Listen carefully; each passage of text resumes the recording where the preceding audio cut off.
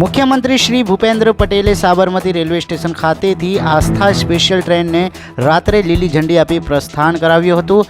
વડાપ્રધાન શ્રી નરેન્દ્રભાઈ મોદીની પ્રેરણા, પ્રભુ શ્રી રામચંદ્રજી પ્રત્યેની અળગ શ્રદ્ધા અને સમર્પણના પરિણામે અયોધ્યાના ભવ્ય રામ મંદિરમાં રામલલ્લા બિરાજમાન થયા છે। આ ભવ્ય રામ મંદિરના દર્શન માટે શ્રદ્ધાળુઓ સરળતાથી જઈ શકે તે હેતુસર અમદાવાદથી અયોધ્યાની આસ્થા સ્પેશિયલ ટ્રેન શરૂ કરવામાં આવી છે।